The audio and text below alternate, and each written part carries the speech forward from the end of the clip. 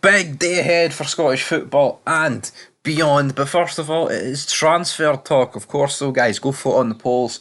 Celtic play Wolves, so go vote on that. Put the prediction poll up. And I'll probably put up a Rangers Hoffenheim one as well. But look forward to the match reviews. Can the Old Firm win their friendlies? Blackpool play Hibs. Can Hibs bounce back for the European disaster midweek? Probably not. And then the Five Play Cup action as well. So it'll be good to report. But certain teams going out, because I think Dundee United are going out, and Jim Goodwin will well and truly be in the mud. But as for today, Manchester United that is, have rejected West Ham's verbal offer for Scott McTominay, and they want 45 million. And they also rejected a bid from them for Maguire. Now normally, this is Scottish football. I don't mind talking about the odd English transfer. We've done it a wee bit in the past, like with Declan Rice, etc. But yeah, United not taking 20 million from Maguire. I understand they spent 80 on him, but at the end of the day, the guy's fucking shite, and how much do they really think they can get for him? I'll let you in a wee secret, Manchester United. You'll know getting that much for him. But then West Ham tried to get loan deals for both of them. Man United are not even entertaining them. They're not even entertaining them, folks. They want nothing to do with it. They think they're pish.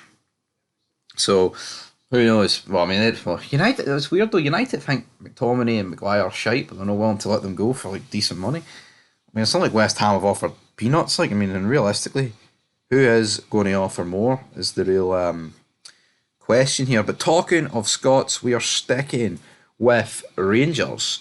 Even though we're sticking with Scots, but we're moving to Rangers.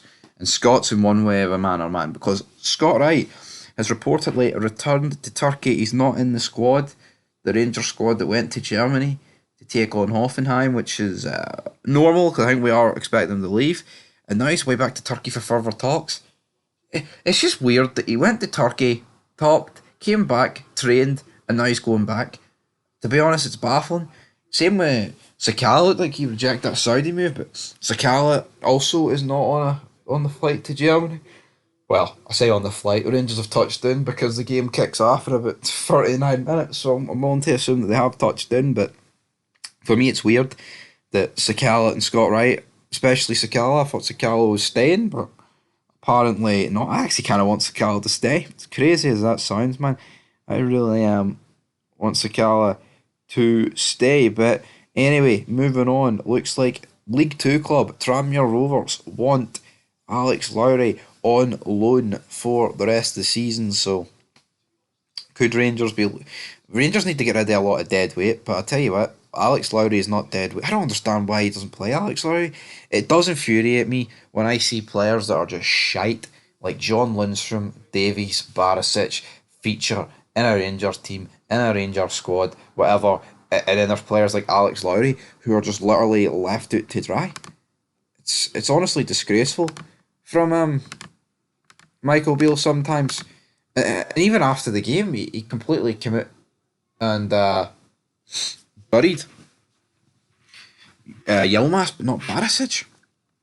I really don't understand that, but Rangers are playing Ufeko at the back and Balogun, so that is a pretty changed back two, which again, Beale said the team that's going to play in Germany is more or less the sort of team that's going to play early on. So why have you been not even playing with those two? Sear's not even in the squad, which I'm worried about. Celtic, they'll have announced their team. I'll go through the Celtic team first, guys. We've got Joe Hart, well, I'll say first, last. We've got Joe Hart, Awata, Welsh, Scales, Taylor, McGregor, O'Reilly, Hatate, Abada, Maida, and Kyogo. So what you would say is like none of their new signings getting a game. Like, I know there's obviously bias that's going to kick in, but no one can tell me that Rangers have had a worse transfer window than Celtic. And that's not me.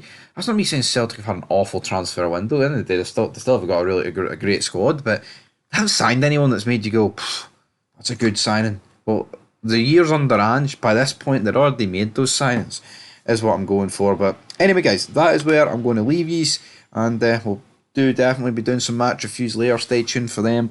As for a score prediction for Wolves and Celtic, I'm going to go for 2-1 to Wolves. Celtic are going to get beat in Dublin, and I'm sure they'll be greeting about that.